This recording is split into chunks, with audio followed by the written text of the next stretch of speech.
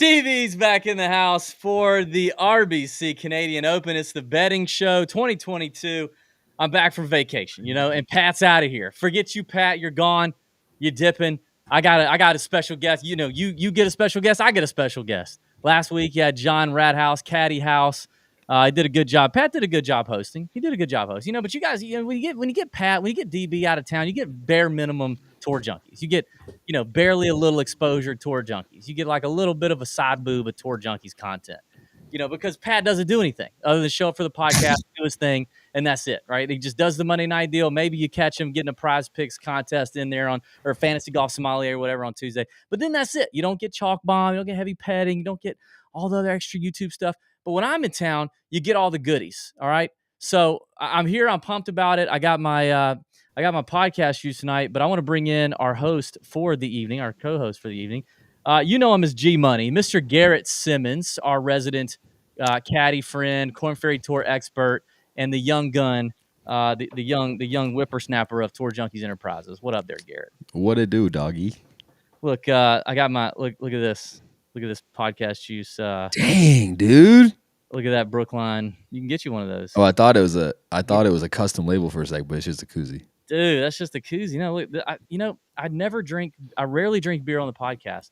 Something about the beach, you want to corrode with the lime. And I'm not at the beach right now, but I just feel that's a premiere, isn't it? You got that koozie to hide the premiere. Oh, come on.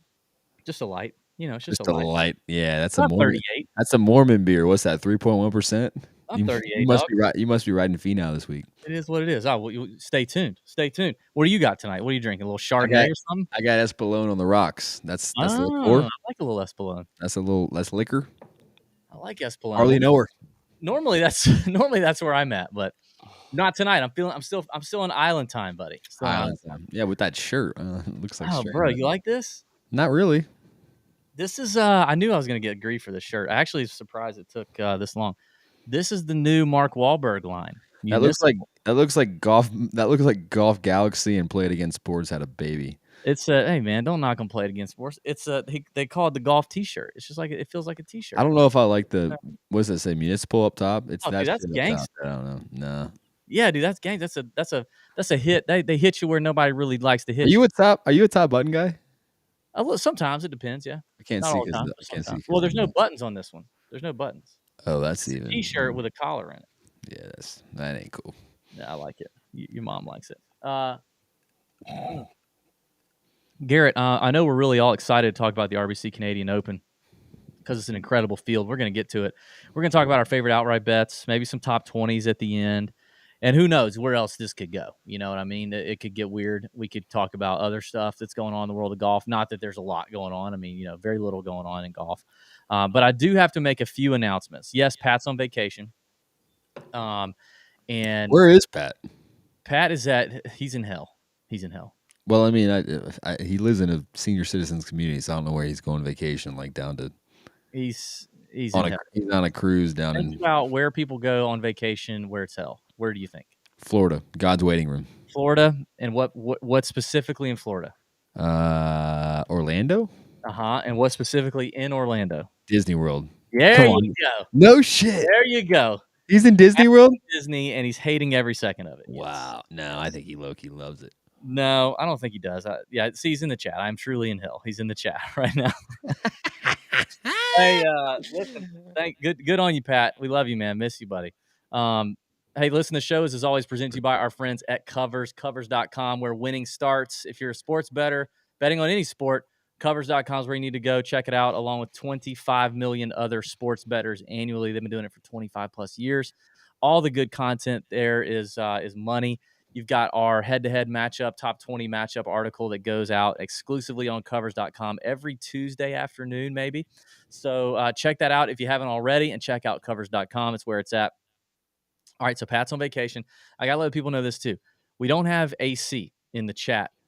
Or sorry, in the Nut Hut chat Discord server this week. AC is on vacation as well. He's Canadian. Maybe he felt like Canadian Open week. He just needed to take it off and be Canadian on his own without us. But if you're in the Nut Hut, that probably means it's kind of like the it's like the principal and your homeroom teacher are both on a away at a conference, and so you can just do whatever you want in the Nut Hut for the next week. Probably is what's probably happening. Home So run. AC's out, so you won't have his preview article. It's RBC Canadian week. It's kind of a lame field, and the U.S. Open's next week, so we got some people off. So calm down.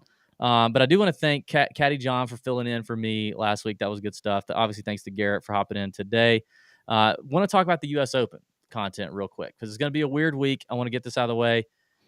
Me and Ben, Pat's brother, DirecTV Perry, we planned a trip to Scotland back in the fall of 2019 to take place in the summer of 2020. We all know what happened in 2020. It got bumped to 2021. Then it got bumped out of 2021 and into 2022. And we couldn't control the dates because now the Open Championship will be held at St. Andrews.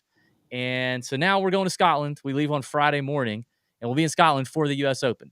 Leave it to the Tour Junkies to go out of town and have to do a show for the U.S. Open at the home of golf and the site of the Open Championship 1 month later. That's what we'll be doing next week. It's going to be kind of weird. Not really sure how the setup's going to go. Yeah, no, but that's sick because It's going to be fun. It's going to be fun. you guys are gonna be banged up. Like you'll be at the Oh, bar, yeah. like no, like when you get that point, and maybe you don't because you're like ancient, but you get to the bar, you watch the game, whatever, and then it's like 12 o'clock, 1 a.m., whatever. There's nothing to really have on at the bar. Now it's like you come home to the bar instead of watching Scott Van Pelt on like repeat. You got the U.S. Open because For you're 5 hours ahead. 5 hours ahead. So it's like whatever the Open ends at 5, 6 o'clock. That's 11. That's 11, 12 o'clock. Like you're slugging Guinnesses watching. Yeah. I'm going US to Open. kill Guinness, whatever it is, whatever the plural. You don't have to like think about if you're on a golf trip. It's perfect golf trip because if you're on a golf trip during the U.S. Open, it's like all right, it's cool if I'm in the States, but you kind of miss it. You're streaming it on the golf cart, you're doing whatever. But if you're in the opposite times, it's like all right, we're gonna play golf all day, And get done, and then watch golf all night and not miss a thing. It's going to be awesome. We are going to do a show for sure. I'm bringing equipment over. It's going to be me, Pat, Ben, and Kobe DeBose, who a lot of people know. Kobe, if you're in the Nut Hut, you know Kobe. He won like over $500,000 on DraftKings between the Masters and the RBC Heritage. He's going with us. He's going to hop on the show as well, talk some DraftKings strategy, all that kind of stuff. So he's going. It's 8 of us. So we'll have some content. I just don't know to what extent. So bear with us. We'll be in Scotland. You're going to want to follow us on Instagram if you don't already. We'll put up some stories on Instagram. I'm sure I'll have some good Pat content coming out. It's just going to be a great time, and I'm looking forward to it. Can't wait to play Scotland, and it'll be great. So just want to let everybody know that next week could get weird in terms of content. That's all. So don't get pissy. It's a trip of a lifetime. It was supposed to happen in 2020. We didn't mean for it to happen the week of the U.S. Open. All right, Garrett, let's talk RBC Canadian Open. Oh, I thought we were going to talk about the longest day in golf. US Well, Open. I want to talk about that. I do want to talk about that. The RBC Canadian Open, they're rotating courses. St. George's Golf and Country Club, which we haven't seen since 2010 when Carl Pedersen won at 14 under. He shot like a 60 on one day to kind of boat race everybody. It seems like, I don't know how much research you've done on the track, but just looking at it, it went through a little greens renovation back in 2014 from Tom Doak. Seems like your tip kind of it's a par 70, 7,000 yards, kind of a tight, narrow, precision style golf course. They say the rough is kind of thick and gnarly. I could see him cutting it down though before the week's over. And you've got like this bent POA mix, kind of pure greens is what I'm hearing. But to me, it kind of feels like one of those weeks where there's probably going to be a good bit of variance between a golf tournament or a golf course we haven't seen in 12 years. A lot of guys have never seen this course before at all. A lot of guys that, speaking of the longest day in golf, played in that today. I noticed a few names that were not playing anywhere. A lot of names were playing at the qualifier in Canada or near Canada, but there were some other names that were playing in this event that were at the longest day of golf far away. Like, we'll have quite the travel to get up there. I noticed that rain's in the forecast for tomorrow, which may mean they don't get a great bit of practice time tomorrow on Tuesday. So we might have guys that just don't see a lot of this golf course before they peg it on Thursday. And the top part of this field seems pretty stout. You got some names here that want to get in the groove before a major championship week. And then after that, it really drops off and gets quite ugly in terms of the field strength. And you've got guys who you wonder, you've got live golf people that are supposedly in this field that are, I guess they're not playing in a live golf tournament, but they're possible commits to live golf later. You've got guys who you're wondering, are they just interested in playing the U.S. Open and get me the hell out of Canada? I don't know. I just feel like there's a lot of variance in this thing, and could be interesting. So for me, the card is going to look like one or two short numbers and then a bunch of bombs for me. What are your thoughts on the course, or how you're going to approach the betting card, or your thoughts on all that stuff? Yeah, I'll be honest. I don't think the course really means much this week. I think everything you highlighted with the U.S. Open, prep with the U.S. Open, I mean, I don't think there's anything special about the golf course. I think the guys to focus on in weeks like this are the ones that will – a win to them will mean more than, like, if I'm going to be spoiling a little bit of my pick. If Harold Varner wins this week, monkey off his back, first PGA Tour victory. If he wins this week, comes out and misses the cut at the U.S. Open, or wins this week and goes finish 20th at the U.S. Open, that's a win for his last 2 weeks. Yeah. If Justin Thomas wins this week and then goes to miss the cut next week, that's a loss in his book. He doesn't give a shit about winning the RBC Canadian Open. I mean, not that he doesn't care about winning. If he gets down to it, it's like I look at it like playing a poker game with no money, like a cash tournament. It's like, all right, like, if we play, like, maybe I'll win it, but at the end of the day, like, we're not really gambling on anything, and so, like, I'm going like, by the like, I'm going to bed, like, whatever. It is what it is. Like,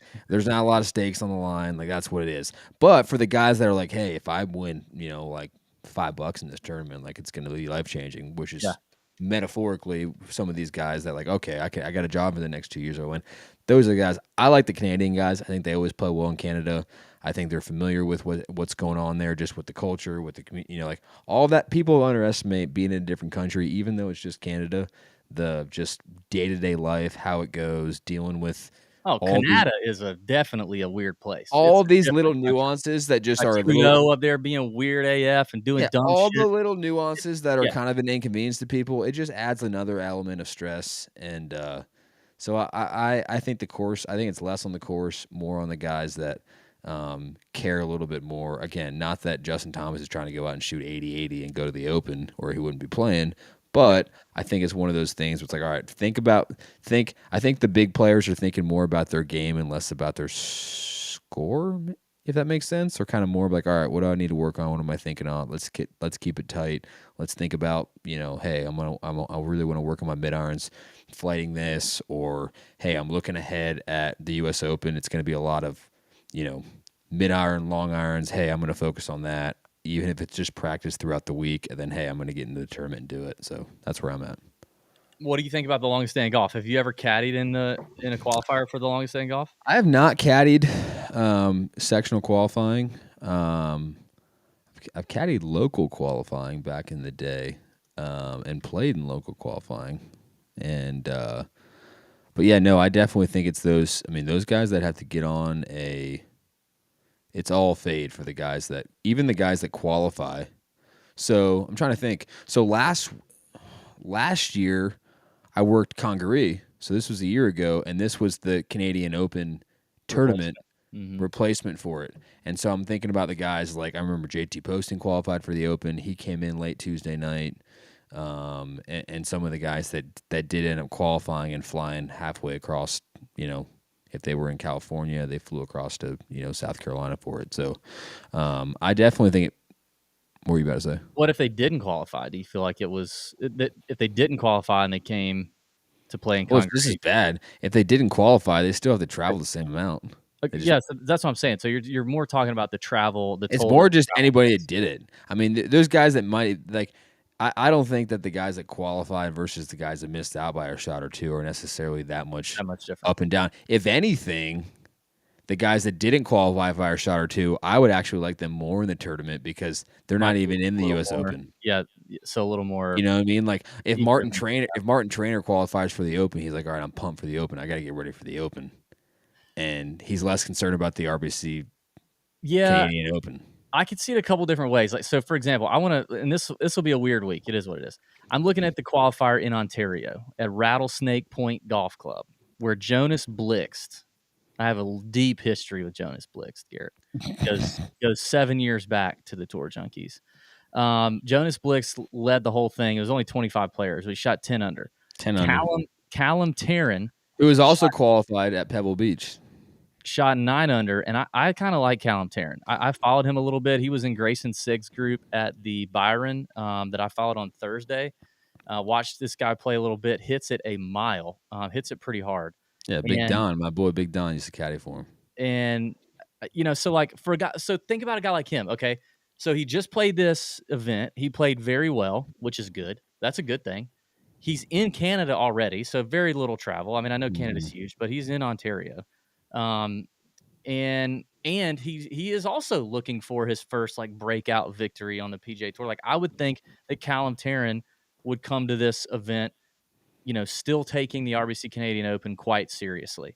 No, I agree. Where is Looks like this Trainer and Sig just missed it, by the way. where's this qualifier versus where the Canadian Open is? Well, that's what I'm saying. This qualifier is very close. It's in Milton, Ontario, which Toronto's in Ontario. I was gonna say because if it was like East Coast, West Coast, that'd be like No, it's not. But now, North Carolina, California. Yeah, so like here's Olympic Club. Well, I don't think a lot of guys from. How about Maverick McNeely? What the heck is wrong with him? I don't like him. Stop! Don't talk that on don't talk that on this show. Okay. I just don't like Maverick McNeely. Actually, there's not a lot of people that played in this one. There's one down here. I'm looking at. What about Jupiter, Florida? This is where. So wait, is the RBC Open? I should know this because I'm on the show. Is it on the west side or the east side of Canada? I believe it is on the east side. So if you're doing a qualifier in California, that's halfway across the. Yeah, that's a big leap there. What's the French speaking side? I think it's this side. Producer Sam, can you God please help us with this? All right, so like for example, Matthias Schwab, Ricky Fowler just missed it on the number in where's this? This is in Jupiter. So, well, Fowler's not in this field, but Matthias Schwab is in this field for the RBC Canadian. Missed it on the number. He's flying from Jupiter. Who else? Anybody? I do like Callum Tarrant. Dude, don't you? He's got a new kid. He's got a new baby. You know how that goes playing with the new baby. Yeah. And he's played the US Open before, so it's not his first time qualifying. All right, this one's in Georgia, Ansley Golf Club in Roswell. So that's like Atlanta area. Atlanta. Yeah. Chase Seifert, top of the board at 7 under, and he's in this field at RBC Canadian. So what do we think? He's flying from Georgia up to Toronto, then playing in the RBC, then coming here to play, then playing the US Open. Vincent Whaley missed it by 2 shots. He's in this field. Brendan Todd missed it by 3 shots. He's in this field. He was one I was looking at because Todd kind of fits this. To me, this seems like a course that Brendan Todd could play well at. A lot like Colonial a couple weeks ago where he was in the final group. But he just shot 3 under. He just had 36 holes, and he's not going to get to the golf course until, like you said. Dude, it makes way better content for me to disagree with you and give you shit, but he's on my list, man. Good. Be Todd all week. Kurt Kowalka, good buddy of mine, who's caddying for him now, who was with Champ forever. He's been great with him, and I'm all on the B Todd train. Raleigh guy. Next location here is in Maryland, so not quite as bad. Joseph Bramlett won that one. He's in this field. Is Eric Barnes playing in the? He's not. Yeah, Eric Barnes just got his. This might be a preview for next week. He just locked up his tour card in Raleigh, playing on the Corn Ferry Tour. Then he just qualified at the Chase Seifert one in Roswell as well for the U.S. Open. Huh. I don't know if they gave him a spot into this. I don't see his name anywhere. Yeah, no. Anyway, all right, so we can kind of talk about that a lot. Okay, Toronto, here we go. Toronto, middle of the country. Quebec is in the east. East is the French side. So thank you, Ryan. Thank you. So, listen, I don't know my geography. Canadian Open east side. No, Rattlesnake east side, Toronto in the middle. Yeah. So that's like being in South Carolina. It's like being where you live and flying out to Chicago or something. I mean, it's not still halfway across the country. Yeah. All right, let's get in the top of the board, Garrett. Up to 25-1. Any names that jump out at you? For me, really the only guy. Don't be saying the same thing as me. If it is. Like the only guy that gives me any interest. And listen, I need to tease this too. We have got a show coming out. I don't know when I'm going to release it. It's edited and ready to go, but it's just going to depend on other stuff. We interviewed a professional sports bettor of 10 plus years, Rufus Peabody. And now he almost you laugh. He almost exclusively bets on golf. He's bet on football for a long time, bet on baseball for a long time. Almost exclusively bets on golf. On an average week to week on the PGA Tour, he's betting $500,000 to $750,000 a week. For majors, masters, it's over 1.5 million. The guy is a sharp. He moves lines. He's a very intelligent guy. Great interview. Really fun to talk to. Very personable. Me and Ben Little sat down with him for about an hour and 15 minutes and just picked his brain.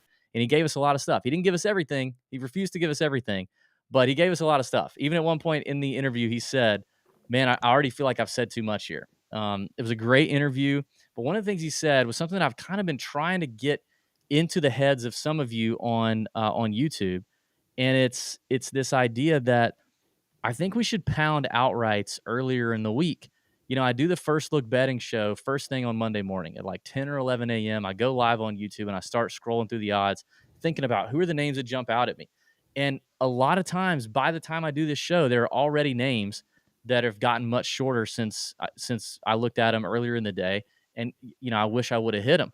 Rufus said the same thing. He was like, I pound most of the outrights on Monday. And if the numbers that I get, if a player that I get the numbers longer, as the week progresses, great. I'll add to my position if I feel like I need to do that. If it gets shorter, then I'm glad I hit it. So I think pay attention to some of those first look Monday morning shows as we're talking through some of these names, because I've already seen a couple of these guys. This one guy I'm going to mention this range was at 22-1 today at like 10 o'clock or 11, and now he's at 18-1. And there's other names in here too that have gotten much shorter. So that I think, number one, be on the lookout for the Rufus Peabody interview, and number two, jump on board with me and let's pound outrights a little earlier in the week than we normally do. So the guy for me is Sam Burns at 18-1 on DraftKings. He was 22-1, I think, earlier, like I said, on like FanDuel or something. He's 18-1 now. I think it's ludicrous that he's the same odds as Shane Lowry and Matthew Fitzpatrick, who neither one of them have won on the PGA Tour. They're both great players. I guess Shane won. I guess he won the Open Championship and he's won a WGC maybe, but they've not won I don't know. Fitzpatrick hasn't won on the PGA Tour yet. I don't think he should be the same number as Sam Burns. I think that's a good value on Burns, I guess, still at 18-1. But he's the only one for me. Like, I'm not touching the top tier of this range for some of the reasons you mentioned, like how motivated are these guys? Number one, how much do they really care? And I just don't normally bet guys at 10-1 or shorter anyway. So I'm definitely not going to do it at an event that I think has a ton of variance. So for me, it's Sam Burns, and that's it. Really? Yep. Yep. No, man, you missed out the two names that a win on the PGA Tour would be their first and would be huge to them. 22-1, Corey Connors. Let's go, dude. That would not be his first PGA Tour win. Or in Canada. Okay, first Canadian Open. Yes, first Canadian Open, sure. They care about that stuff, man. They're from Canada. I kind of think it works the wrong way, though. Like, all the pressure and all the... There's no pressure. It's the week before the U.S. Open. There is pressure. There's 100% pressure. He wants to win his national Open. And everybody makes a big deal about it. Mike Weir's, probably leaving him notes in his locker, telling him about how, you're the next guy, and I'm passing the Canadian baton to you, buddy. Go out there and do it. Mike Weir is small if it gets shoved in the locker. He ain't influencing. No, Corey's going to open his locker, and Mike Weir's going to be there, and he's going to hand like the guy, like the Chinese guy from The Hangover, just jumping out of his locker. Yeah.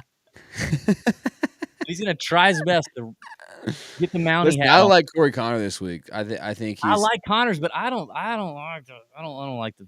You don't like 22-1. All right, you're right. Well, 22-1. He's not my favorite 22-1 guy. He's a second pick. I said him first because he was the first guy I wrote down. HV3, dude. Come on, man. Let's go. The number is not good, dude. The number's not good. The number was good this morning. Here's a great example. He was. What you better tell me you want HV3 at. No, you can get him at 33-1 on FanDuel, dude. First of all, you can get him at 33. That's not true. Yes, you can. I'm looking. Data Golf says you can get him on FanDuel at 33-1 right now, unless that's changed. I'm on Data Golf. Okay, well, FanDuel HV3 33-1. I'm looking at it, and BetMGM. I'm looking at Live Golf because I was so pumped on Live. 33-1. Yeah, HV3 is 42. I guess that puts him out of the favorite category. Yeah, well, yeah, kind of. He was 42-1 this morning when I went live, and I did talk about him at 42-1, and I like that. But 22, absolutely not. 33 is fine. Like, I'm fine. You can't play on Sunday. It is a problem. I had him at Colonial, and he shot a 45. It was tough on Sunday, man. He's the man of the people, man. Mm. I like HV3 You're this week, letting your man. North Carolina bias show. This is a classic HV3 tournament where he's like, I'm gonna go out and win this. I'm gonna go out and win this tournament because everybody else think about the Open. I'm thinking about the Open too, but why not me? We here. All right. We here. He does like to say that. I do like to stay away from. I'm the Fitzpatrick stay away 16-1 DraftKings. Stay away from that one. Stay away from anybody who keeps the flag stick in. Like honestly, dude. Like what are we doing? Even Bryson pulls the flag stick, and he's like the most caddy. That should make it easier on you. No, dude. The only time especially the thick ones, you're gonna make a meme out of this. The thick ones pull out every time. Sam, can you snip that where he went like this? The thick ones, thick flag sticks. Thick flag sticks. How thick are they? Because they bounce out. They bounce in and out. The thin ones in and out. Okay. Good to know. That's good to know. Patrick. Yeah, I'm out on. All right. Mid-range, who you got? Before we get on to that, hey, Garrett, have you had any of this Front Nine coffee yet? Have we sent you any of that? We need to do that. No, is that like for wellness? I'm a for wellness guy. Bro, it's beautiful. It's definitely for your wellness. I'm a Phil for wellness guy. Was it like a packet or something? Beautiful, man. Beautiful. No, it's fresh artisan coffee, small batch coffee. I'm just going against it. I'm going against the ad that we have. Based right here in Augusta, Georgia. Our friends at Front Nine Coffee, grounds for golfers, roasted daily. All right. When you order it, that stuff ain't even roasted yet. Then you're gonna order it. Then they're gonna be like, cool, now we'll roast it. Instead of letting it get all gassy and roasting, just sitting there in a bag or a box. Okay. All right. And then, you can order it coarse grind or fine grind or whole bean or whatever you want. They'll customize it for you. It's all good. It's the finest growing coffee from all the finest growing regions, all that kind of stuff. It's beautiful stuff. And they're partnering with us for a long time. And they're also supporting the live golf event in September. They're going to do a coffee takeover at the event. They're going to be making coffee cocktails as the afternoon and evening goes on. Oh, Irish. They've got some great flavors like Pick It Up Pecan, Lauderdale Light Roast, Captain's Choice Kahlua Caramel, Fried Egg Breakfast Blend. I've been working on that one. But hot on the presses is coming very soon. Our very own DB Blend and Pat Blend. We have chosen our flavors, our profiles. Believe it or not, they're both extremely different than the others. Yeah, Pat's going to be decaf. No, he's not. No, he's not. Actually, Pat's is the heavy hitter. Pat's is an espresso Italian espresso Milano, I believe, is Pat's flavor profile. I went with kind of a light roast hazelnut kind of vibe for a good morning cup of Joe, and it's going to be beautiful. You're going to be able to order both bags from tourjunkies.com. It's going to be good stuff. But anyway, check out front9coffee.com. That's FRONT, the number 9 coffee.com, and use promo code TJ10 to get 10% off your entire order. That's promo code TJ10 to get 10% off your entire order on front9coffee.com. Check them out. They're supporting us, so you guys go support them if you want coffee. They'll deliver it to your door anywhere in the U.S. or Canada. They'll deliver it to you. It's great stuff. Pat's Blend. I think I can get on board with Pat's Blend. Cool. Yeah. Whatever, drink a little cup of Pat. Whatever, guys. All right, next range, kind of that mid-range, which normally this is a range that I totally would take to Pound Town, but with as terrible as this field is, I don't have a lot here either, and I have less in the next range. My favorite play here, though, by far, my favorite play is Johnny Vegas at 70-1. Johnny V, 70-1, 2-time RBC Canadian Open winner. He's basically a Mountie. He's gonna ride in on a horse today, when he comes to the tournament on Thursday. 2-time winner, obviously on different golf courses, but the dude's playing well. I think his length is obviously going to be an advantage here. There's some long par 3s on this golf course. He'll have irons in his hand and of these par 5s, I'd imagine, if he's in the fairway. 70-1 for Johnny V, 3-time PGA Tour winner, twice in Canada. That feels like a long number for Johnny Vegas. I like that. I like Chris Kirk at 50-1. He's playing a lot of golf. I think this is like his 4th event in a row.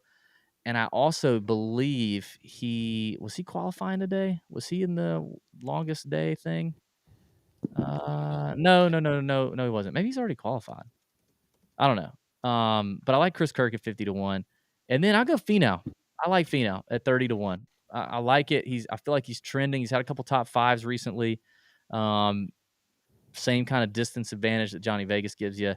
So I'll ride Tony Finau at 30-1. I'll probably have like Burns, Finau, Kirk, Vegas, and then a bunch of long shots on the card for me. Finau. Yeah, you don't like Finau? Why not? No, he hasn't been doing shit lately. What are you talking about? He finished 4th at the Schwab, 2nd at Mexico, 30th at the PGA. What are you talking about? You think he cares about the RBC? He wants to win a major. No, he wants to win again, period. No, I think he does. People ride that game more than he actually cares about it. He wants to win majors. Dude, he's hitting it great. He's fine. He doesn't have to care to win. He just has to do his thing. We can talk on the side about our mid-range category, my guys versus Finau. I like Adam. Yeah, like Adam Hadwin, 45-1. I kind of like Hadwin too, but yeah, why wouldn't you? The guy's a flusher. All Mark Blackburn's guys are flushers. They're all flushers. I'd rather have Hadwin at the value, at the price over Connors for sure. If I'm going to take a Canadian with pressure, I'll take him. Are you going FanDuel or DraftKings for all this? Because I got Hadwin at 45-1. The best number I found on Hadwin was on BetMGM at 50 to 1. Yeah, DraftKings 45. Finau, Kirk, and Vegas are better on DraftKings. I like Adam Hadwin this week, and I also like Keith Mitchell. The guy can bomb it. He's a guy that it's hard for me to stay away from. Always hard to stay away from Keith. I used to caddy for him. He used to come down. He's solid. He's solid the earth. He's good people. Yep, Keith good Mitchell. Dude. I like him at 50-1. I don't know what DraftKings got him at, or FanDuel, but DraftKings got 50-1. So those are my two guys. 51's the best number on him. Yep.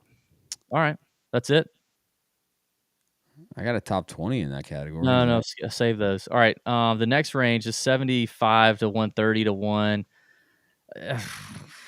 It's ugly, dude. It's ugly. No, it's not, dude. Yeah, it is. Mackenzie Hughes. No, my boy Jace is in there macking with him, 80-1. Let's ride it, baby. Macking with him. If by macking you mean sucking hind teat on a weekly basis on the PGA Tour, that's what your boy Jason's doing. Cool. Yeah, but we ain't on the PGA. Terrible. It's Jace. We ain't on the PGA Tour. We on the Canadian. This is a Canadian Tour event.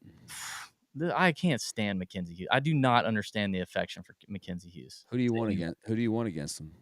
All right, Mackenzie Hughes is. You tell me.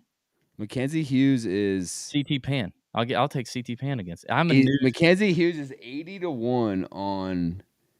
You find somebody on DraftKings 80-1 or worse, and you can have him against Mac Hughes. CT Pan.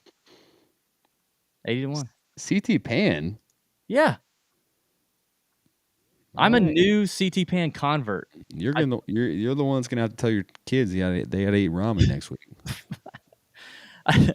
80-1. Let's see. I would take other names. Let's see. Oh, now you're backing on CT Pan. Now you're all in on Mac Hughes, huh? No, I would take Pan. I will take Pan gladly against. All right, Mac. perfect. I would take a lot of people. I would take Dylan Fratelli over Brendan Todd. Dylan Fratelli. Mackenzie. You might get DQ'd for commenting on Instagram on the 18th fairway or something. Dude, I respect the hell out of that. At least he makes cuts. Mac Hughes. And allegedly he was well, never mind. Well, that's off there. I know what you're saying. I don't know if that was true or not. In the rec specs? It'd be cool if it was. It'd be cool if it was. Oh man, yeah, those are the only guys I got in. I got long range. I got Mac Hughes. I got Brendan Todd, 100-1. Why are you? Are you in a?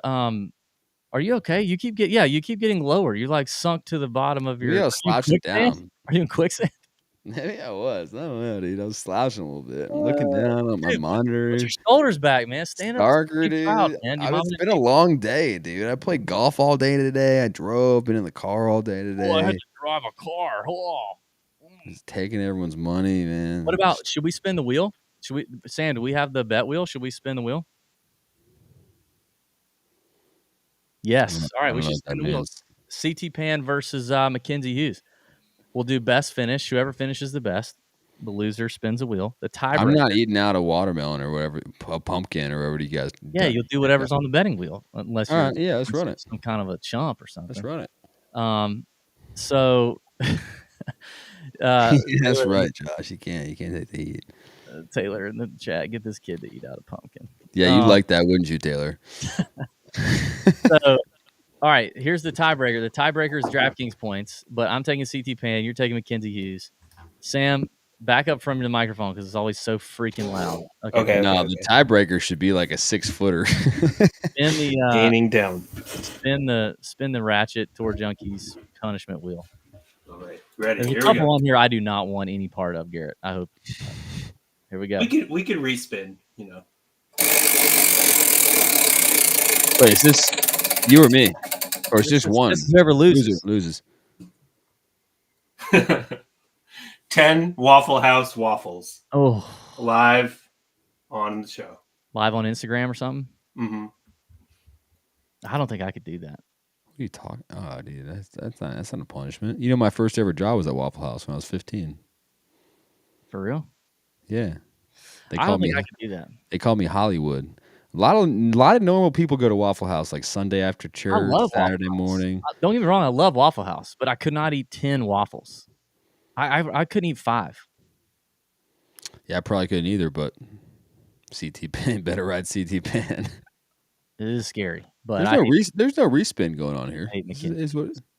No, I'm not doing a respin. All right, I like CT Pan. I'll take him at 80-1. He's on DraftKings, BetMGM. Other than that, Brendan Todd at 100-1. We talked about him a little bit. Todd Father, I know you like him on DraftKings. Those are the only two for me in this range. I don't like anybody else. You like Hughes. Right. Who else you like? You like Todd? BT and Hughes. Okay. All right, so that's it for you too. I got some bombs though. Oh, I got some bombs. I got a handful of bombs. I mean, the 200-1 range is money. Before we get into that though, Garrett, there's a product that we use every single day now, because they sent it to us and it's great and it actually tastes really good. It's AG1 from Athletic Greens. More energy, optimized immune system. Don't have to worry about all the vitamins and extra supplements and stuff. You just put this stuff in water, shake it up real good, drink it. It tastes delicious. Do it right. I do it like right before I have my coffee. I do it before I'm going to eat any breakfast or anything like that. And it doesn't, despite it having all these healthy things in it, it actually tastes good. So one delicious scoop of AG1, you're absorbing 75 high-quality vitamins, minerals, and whole food source superfoods, probiotics, and me and Pat talked about this the other day, adaptogens, and those help you. They help you adapt to stuff is really what they do. It's kind of crazy. It contains less than 1 gram of sugar, no GMOs, no nasty chemicals or artificial stuff, while tasting good, supports better sleep quality and recovery. It costs less than $3 a day. So it's better than your cold brew habit or whatever bougie drink you're probably sucking down, Garrett.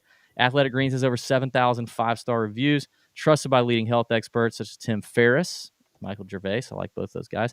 AG1 is a good little small habit to build every day and get a big benefit. All right. So right now it's time to reclaim your health and arm your immune system with convenient daily nutrition. It's just 1 scoop in a cup of water every day. That's it. No need for a million different pills and supplements to look out for your health. To make it easy, Athletic Greens is going to give you a free 1-year supply of immune-supporting vitamin D and 5 free travel packs with your first purchase. All you have to do is visit athleticgreens.com/tourjunkies. Again, that is athleticgreens.com/tourjunkies to take ownership over your health and pick up the ultimate daily nutritional insurance. Get that daily insurance for your health. All right, Garrett, this is a fun range. This over 130-1. I bet we have some similar names here. What are you doing? Are you all right? Get some more tequila, dude. God dang it! This guy's such an amateur. You're gonna go on with that ad, dude. Such an amateur. I'm listening though, dude. Hold on, give me. Yeah. All right. To kick off this range, I got to go back to my boy David Lipsky. I got to go to David Lipsky. I said he's going to have a year. I said he's going to have a win.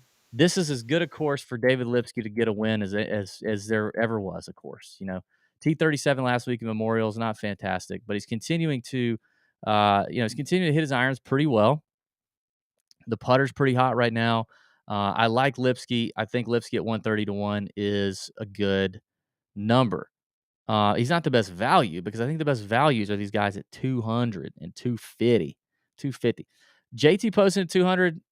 I mean, what? He did just miss qualifying. He had a long day. If you're in the Nut Hut chat, I'll let you know maybe what Fleener says about his boy come Wednesday night. But posting at 200-1 is interesting to me because you get him on a course that fits his game a little bit better. Precision golf, making putts. That's what he does. Look at him before the Heritage in April.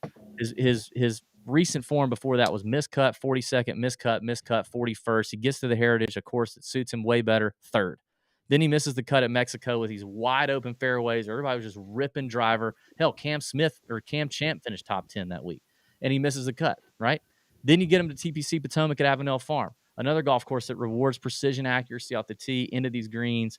Kind of a more traditional style golf course. He finishes ninth. So I think having Poston at a course like St. George's Golf and Country Club is a plus. I like him at 200. For some of the same reasons, I like Nate Lashley at 200 to 1. Lashley can flash with a little upside. You know this. He can win.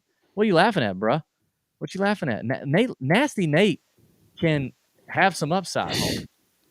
What? I don't understand. Are you familiar? Do you know the guy? He won on the PGA Tour. He's won the Rocket Mortgage. Yeah, he's got a 17th, an 11th, an 18th, a 15th, and a 7th in 2022. Like, what are we laughing at? He's nasty. Better than your boy Mackenzie Hughes, huh? Nah, but Nasty Nate don't have that Canadian swag. I don't know. Nobody. The Canadians don't have swag.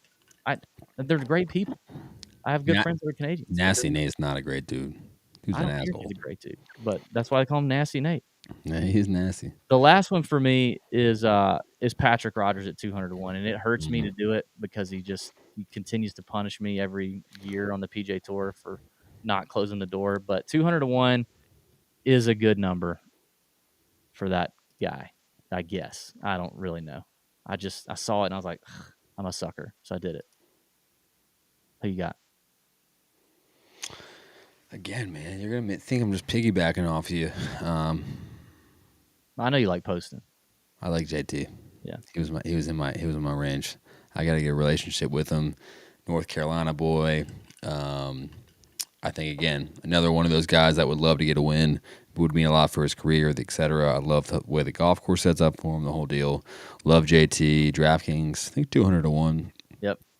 I do not like Lashley. I like Adam Long, 140 to 1. No, another guy who's a ball striker. I'm okay on him. Has won before in the past and has beat some big names. I think it was at the Amex. He beat out Phil and some guys. I like him kind of flying under the radar. Again, I wouldn't be surprised if an under the radar guy comes and gets the job done. And then my long bomb, 250 and over. Again, I'm riding the Canadians tonight. Adam Svensson. Yeah. Svensson, 250 to 1. I mean, why not? I like it. He's a professional golfer, and anybody in there coming in at 250 to 1, being in Canada, being from Canada. I mean, the guy's a ball striker. The guy's a gamer. The guy ain't scared. He's like, he honestly is kind of, he has a DJ personality. Kind of like, I don't care. I'm just gonna keep making birdies. That just is what it is. So I like Svensson coming in at 250 to 1. Yeah, I had him written down. I don't mind it. All right, let's narrow this down a little bit. We've said some names, Garrett. We've said some outright names. We haven't hit top 20s yet. So I want to talk our favorite outrights. Of the ones we've named, what are the ones we really want to make sure we go ahead and get, lock up, don't delay, go ahead and hit them. And then some top 20s presented to you by our friends at Covers. Again, winning starts at covers.com. If you're a sports bettor, any sport, check out covers.com and get it done. My favorite outrights, Garrett, would be for sure Johnny Vegas at 70 to 1. I just love the value on Johnny V at 70. Finau at 30 to 1. Love that. I'll take that. I feel good about that one. He can't figure out how to grip his putter. Finau's fine, dude. He's fine. What are you talking about? He's He's clawing 1 second. He's regular. He's cross-handed. That's cool. Well, he's gained 3 strokes at the Charles Schwab with this putter. He's gained strokes in his last 3 events with the putter.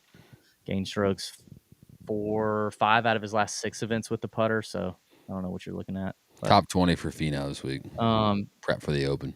I like the outright for him at 30 to 1. I like the Poston play, JT Poston at 200 to 1 on DraftKings, and probably Lipsky at 130 to 1. Those are probably my favorites. It's a rough field. It's a dog ugly field this week, boys. So those are my favorite outrights. Garrett, I'll let you hit us with a few of your favorites that you mentioned so far. I like Adam Hadwin, 45 to 1. There's not really a reason not to like him. He's a flusher. Again, all of Mark Blackburn's guys, Gary Woodland, Max Homa, Adam Hadwin, Charlie Hoffman. Love all those guys. So him at 45 to 1 on DraftKings, I love. And then I like Brandon Todd coming in at 100 to 1. He's another one of these guys out of all the names I've given that I really like. And if I had to give one more, guy I really like is JT too. If I went first, I would have got it. But I like JT too at 200-1. Yeah, I think there's a lot of value there with JT. All right, top 20s. Top 20s. I got a massive bomb top 20. And in fact, some of you longtime Tour Junkies fans aren't going to even believe that I say this. So I'm going to hold it for the end. But I think Johnny V at plus 225. Love that. I actually had written down your boy Adam Long. I don't like him as an outright, but I do like him top 20 at plus 650. I had him written down. Obviously, posting it. If we like posting at 200-1 outright, I like him top 20 at plus 650. Yep. Patrick Rogers plus 650. These are some bomb top 20s. Matt Wallace at plus 650, who's played terrible on the PGA Tour, but he's coming off like a 8th and a 15th or something on the DP World Tour side of things. So I don't know if he just really loves playing outside of the PGA Tour and he feels great, and then when he comes over here he sucks, or if he went over there and found a little something, maybe his coach is over there, who knows. But he left the PGA Tour, went back across the pond, and had 2 really good starts. Matt Wallace is a talented player. And he's got upside. So plus 650 for him is interesting. And here's the one, man. I tell you what. I have not played this guy. I have not bet him. I have not talked about him in DraftKings. I know you're about to say. In 7 years. Oh, no, I don't know what you're going to say. In 7 years. Because 7 years ago on our show, I talked him up because I got a hot tip from a local about him. And I played just an ass ton of him at the Players Championship, and he made like a 9 on the 3rd hole of the tournament on Thursday to go ahead and just trunk slam it very early. And I wrote him off from that moment on, and I've never played him again. But he's 14-1 to finish top 20, and he just won in quotes his qualifier. I mentioned it earlier. Shot 67, 65, 10 under. Jonas Blixt at 14-1 as a top 20. I can't even believe I'm saying it. If Marcus Miklovich is in the chat, he will be going bananas. But 14-1 is extremely long. And maybe I'm just going to ride the hot hand. He did it in Ontario. He's just going to hop on over to, St. George's, keep it rolling, and continue to try to take advantage of what he's got. Whatever he's got cooking in terms of form, he's going to be excited about it. He's not one that I think can afford to write off the RBC Canadian Open, even if he's qualified for the U.S. Open, because he has terrible status. So that's it. That's it for me. What do you think, Garrett? I don't hate it. It's not the guys I would have picked, but. All right, well, who are you picking for top 20s? Top 20, I mean, I know I mentioned him. We talked about it when I like Adam Long at plus 650. I like. Oh, man.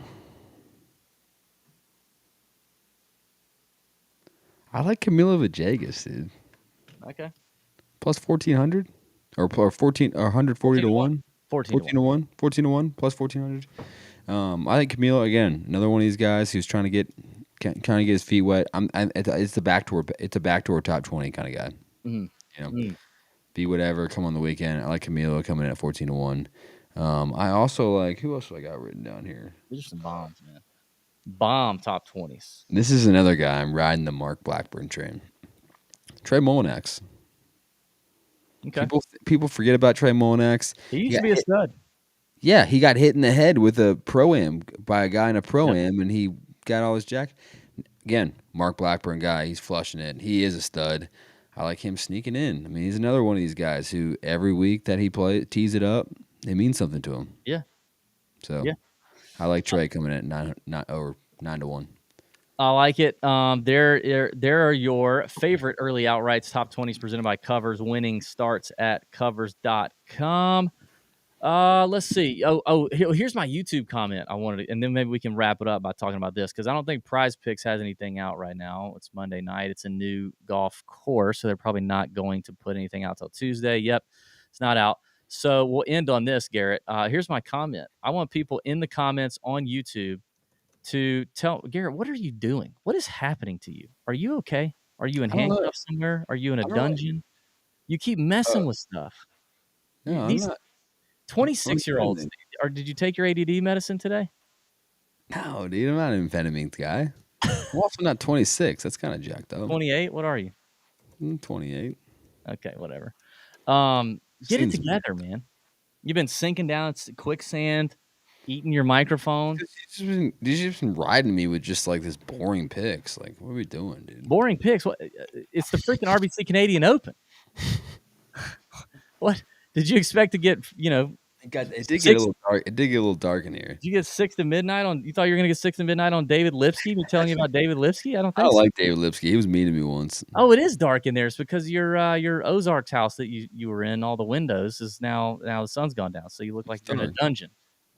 I might be on the way to steal your girl. Here's the YouTube comment. I want to know in the comments, do you have a moral or ethical issue with guys playing on the Live Tour? Yes or no? And if you would like to tell us why or why not, that would also be interesting. Do you have a moral or ethical issue with the guys playing on the Live Tour? Let us know in the comments. Hit the thumbs up button, like and subscribe to the channel as well, and share it with a friend. You know what I mean? Share it with somebody. Tell somebody about it. Actually, you know what? Don't. It's the RBC Canadian Open. Just don't. Just wait a couple more weeks. Don't even share next week's show because we'll be in Scotland. It'll be weird, and we'll probably be all hammered. So we're not talking about it. Yeah, let's talk about it. I was going to lead into that. Let's talk about it. So you've got odds out on Live Golf. I don't see any on a lot of these main US based books, although some people have told me on Twitter that you can find them on DraftKings. So I couldn't find them on DraftKings. I guess it's in certain states or something. I looked on DraftKings; they weren't on there. Somebody said on Twitter they're on FanDuel, but I couldn't see them on FanDuel either. I saw them on Bovada, but Data Golf has them on FanDuel. Data Golf has them? Yeah, on FanDuel. No way. Yeah, I like Taylor Gooch plus 900. Gag. What? Yeah. What? Oh, they do have Live. This is new. I just saw this. Oh my God. Why would you ever bet Taylor Gooch at 9-1 in any golf tournament? That's a terrible decision. Because Gooch has got some swag, dude. No, yeah, yes he does, but this is not a swag contest. All right, how do you feel about the golf tournament? How do you feel about the whole tour though? You want me to lead?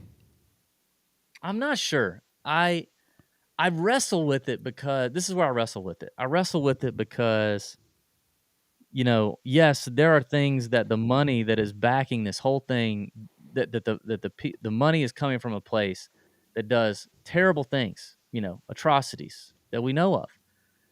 And that doesn't sit well with me. The only problem where I get hung up is that we have so many other companies that we know of, and probably way more that we don't know of, that also commit terrible atrocities against human beings or whatever it is that would be bad. I mean, obviously China is a big issue, right? And I'm wearing Nikes, and I watch the NBA, and I bet on the NBA, and the NBA's all over China's jock all the time, right? And they're doing some shit that I don't agree with. And so it's hard when you're challenged with that. It's tough. I outside of that, I have no issue with it. I really don't. I think it's great competition for the PGA Tour. I think it's shaking things up, and the PGA Tour is going to be a better product as a result. I'm excited about that. And in some ways, and I will say this, I don't care where you stand on it until you are faced with the decision to make so much money. You can't tell me that you would turn it down, because I just don't know that there are that many moral high ground people that would turn down that kind of money. I mean, if you're a Matt Jones and they're offering you, I don't know how much Matt Jones has been offered, but they're offering you X million to just show up, and then you have the opportunity to win $4 million a week. Like, I get it for guys like that. Like, I can imagine it would be very next to impossible to turn that down. So I'll say that, number one. But I'll also say, like, it looks like a really crappy product so far. Like, this is going to be ugly. We're all going to watch it because we want to see it happen, and we want to see what it looks like and how they broadcast it at the format. We're all going to watch it week one. Then it's going to tail off the second or third, fourth week. But if it stays like this and they don't pull more talent, we're not going to watch it. I'm not. I don't care to watch Dustin Johnson that much. Like I need more influx of talent in this thing, and the format is kind of weak. Like I think a shotgun start is really stupid. I think it's very stupid. I think we're all going to watch the shotgun start and be like, that is the dumbest thing that they could possibly do. I don't think that's going to work. But I mean, those are just a few of the thoughts off the top of my head. Yeah, I'll let you go. Well, shotgun. Well, now that you said something about shotgun start, I think it's stupid. I think it's not stupid if you pick the right golf course where the 18th doesn't mean anything or the finishing stretch, because it takes away the waves. So if you have a 3-day tournament, it's a shorter event, you should take away the waves because there's no cut, etc. So everyone should be playing the same time. So I think that's why they do a no cut event. And we've seen how waves can change and weather, especially in England, etc. So sure, you're not starting on, whatever, but you don't go playing your charity scramble and feel like you had a disadvantage because you didn't start in the first hole. I'm on board with you in the sense of the moral ethics of the Saudis. That's again the only kind of thing that I'm about. But I also think that, like what you said, there's a ton of companies and things that we turn a blind eye to that we still support and are on board with, and this loyalty to the PGA Tour stuff. It's not like they're playing during the U.S. Open. I mean, we've just had this whole show and joked about this whole show about how the RBC Canadian Open field sucks. It's like, cool, sweet. To be honest, I'll probably watch the Live Golf before I watch the RBC this week. It's like, who cares? But you'll do that because of the novelty of it so far. It's just going to be new. And sure, they're going to work out the kinks. Yeah. It's not going to be perfect, just like anything else. Just like it's going to be. It could be a train. Yeah, exactly. That being said, like these guys, like I'm in the opinion of like these guys call them. It's like, all right, enough guys go over to Live Golf.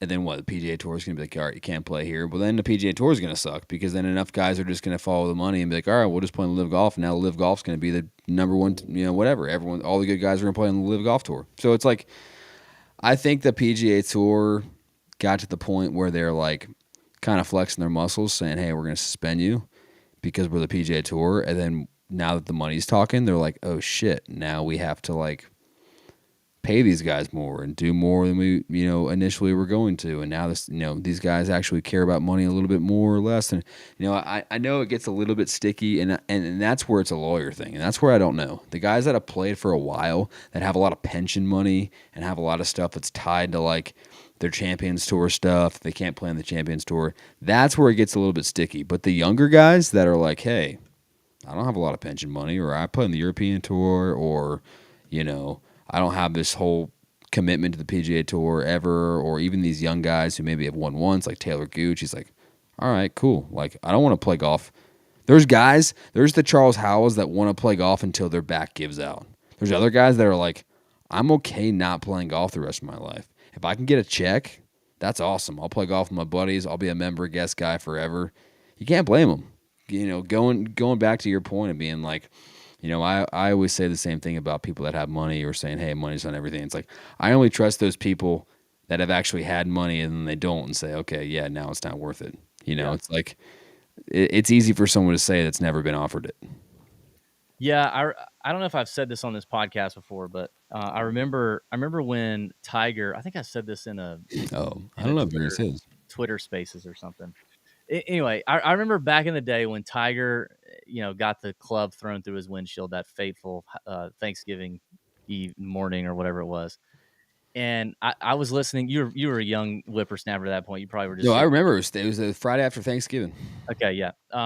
Anyway, I remember the aftermath of that. Colin Cowherd was like the biggest name on radio, and this was like before podcasts. So I would listen to Colin Cowherd to and from work, and sometimes during work. And I remember he had this take, and it struck me. He was like, you know what? All these people on the internet, all these people on the media, absolutely burning Tiger to the ground. What kind of horrible person could do this and cheat on his wife and his kids? And Elon's all this and she's all that. And like, what a sick guy and what a terrible guy. And, he led this double life and he's like, listen, all you people who would be like, you're looking at your wife tonight going, honey, I would never do that. Oh, I can't imagine you do that. Your wife's mad. You're mad with her. You think Tiger's the worst person in the world. But until you've had and faced Tiger's opportunity, then you get to just shut up because you have not experienced the level of whatever Tiger experienced as a young, very wealthy top athlete in the world. Until you have turned down what Tiger would have to turn down, you can't really say that because you probably wouldn't. Oh, man, I'm so glad you brought that up because I couldn't agree more. I'm the same. There are very few people. I'm on the John Mayer train. Same thing about that. It's like if I was 18 years old, I can do anything that he was able to do when I was 18. All the same mistakes. I think Dave Chappelle made the same kind of. He did a bit, and he was like, "Man, Tiger, all these people, man. She's like, no one's giving him enough credit for all the girls he said no to." He's like, I'm looking at this guy, this 400-pound guy. He was like, man, I would never sleep. I would never cheat with my wife, whatever. And he goes, well, man, of course you wouldn't. Who would have you? Yeah, exactly. So I'm reminded of that in situations like this, like to turn down, DJ $125 million or freaking Matt Jones, whatever Matt Jones got, because I think he's an example of a guy who just probably is never going to win again. He lucked into it. I lucked into hitting him win. And it's probably not going to happen again. So it's just like, it's and 125 million is one of those things where I think it can go over our heads because we just see million and we think, oh yeah, these guys are set, but like that's a lot of money. Yeah. I think I saw some of the guys just showing up or making X amount more than the guys winning on the Korn Ferry Tour, which are guys that are like playing for their livelihood. Yep. Yeah, I agree.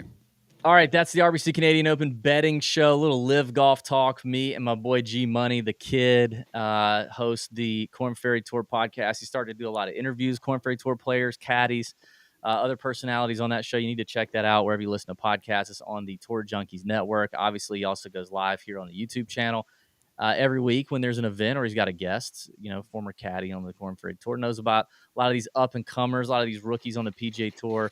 Thanks to Garrett for coming on. We're going to have him on some more. He's also in the Nut Hut occasionally, so hit him up there if you want a little Korn Ferry Tour knowledge. And let's have a great week. We're going to go do the DraftKings show, knock that out. And it's a week without Pat. I'm sad, but we're hanging in there. I'll get plenty of my Pat fix in Scotland when we leave in like 4 days. So there you go. Bend over your bookie. Let's have a week. See ya.